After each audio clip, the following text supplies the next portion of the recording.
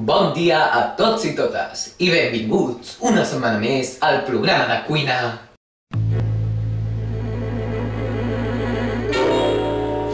Avui el nostre xef més estimat ens prepararà un menú d'estil japonès. Explica'ns, Nico, en què consisteix això? Doncs mira, Luis, aquest menú japonès consta de 2 plats, unes especialitats delicioses japoneses, makis i nigiris.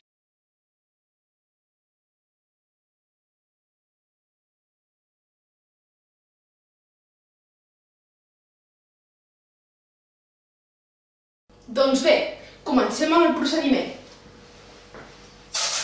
Primer pas, rentar molt bé l'arròs.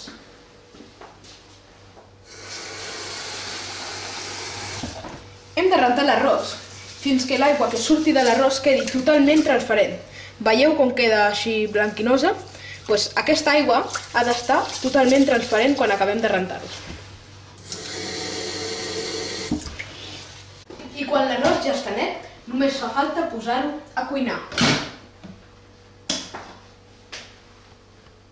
El temps de cocció ronda entre els 15 a 20 minuts i aquesta màquina especialitzada ja t'indica quan està. Quan la llum vermella passa a estar verda, és que ja estarà llest.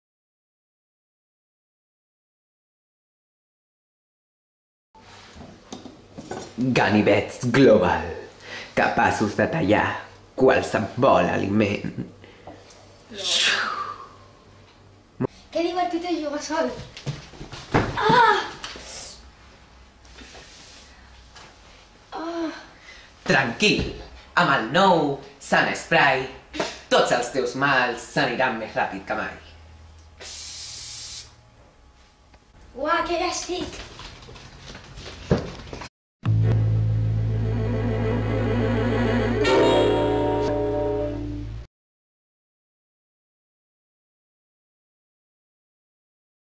Mentre l'arròs es cuina, tallarem el peix que hàgiu escollit amb el nostre patrocinador. És interessant que queden unes tires ben fines, perquè així el maqui no queda molt gros.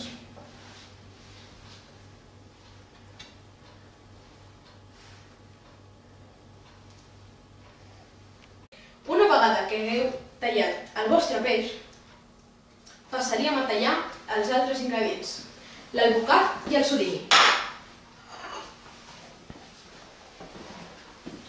Primer, posem tota la taula de fusta perquè el plat no ens molesti i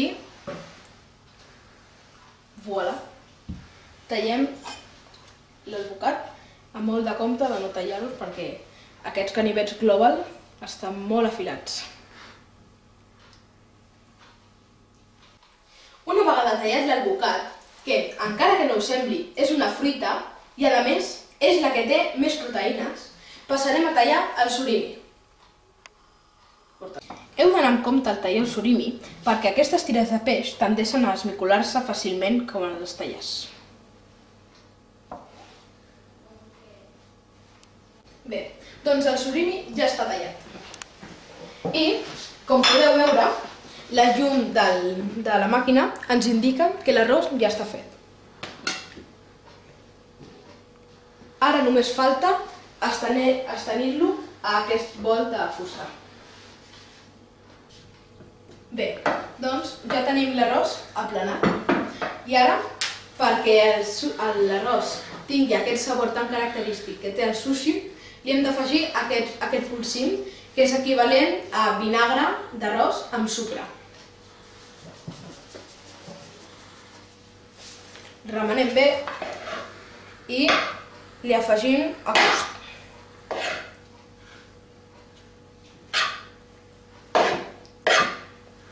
Si teniu les mans netes, podeu utilitzar sense por les mans, perquè és molt més fàcil manejar l'arròs amb les mans. Quan ja tenim l'arròs barrejat amb el polsim, el tornem a estendre i l'hem de refredar amb un ventall. Però, per desgràcia, en aquests moments no en disposem d'un, així que també podeu utilitzar una revista gruixuda.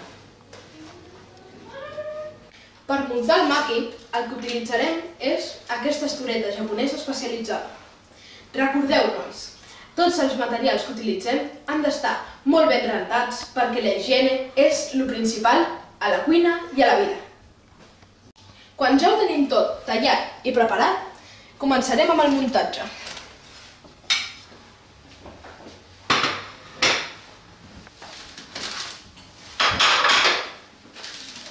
Agafem la nori, que a l'alga se li podria donar una textura molt més cruixent utilitzant el bufador. És molt important que, per una millor presentació, poseu aquesta part de l'alga, que és més rugosa, cap a dintre, perquè, com podeu veure, aquesta és més llisa i maca. Després, començarem posant l'arròs cap a la meitat de l'alga. Així que és important que us mulleu les puntes dels dits amb aigua perquè si no l'arròs es quedarà enganxat als dits i és molt incòmode. Fem així, agafem una mica d'arròs i l'aixafem sense por contra l'alga. No us preocupeu per si cau algun gra d'arròs a l'aigua, perquè aquesta aigua, òbviament, no ens la beurem.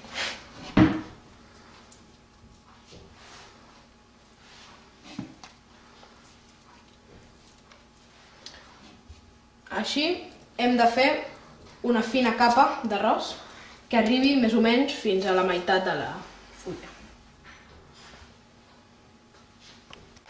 Ara que ja tenim l'arròs estès, col·locarem el peix en el centre de la franja de l'arròs i agafarem aquest extrem de l'estoreta i l'enrotllarem apretant.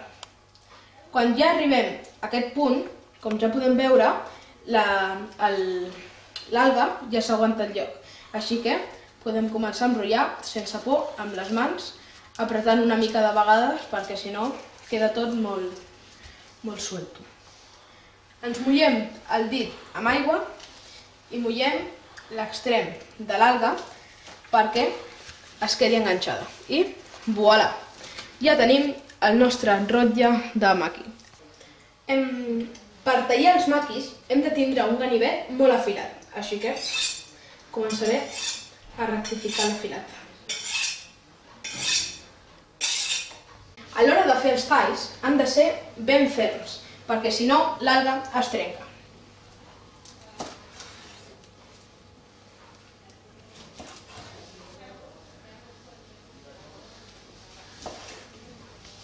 Ara que ja tenim fet els maquis de salmó, començarem amb els de surimi i el bocat. El procés és exactament el mateix, però només canvia el farcit, podem dir-li així.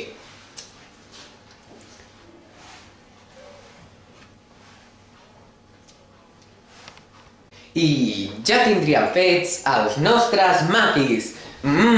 Quina pinta més deliciosa! A veure, a veure... Sense cap dubte, els heu de provar!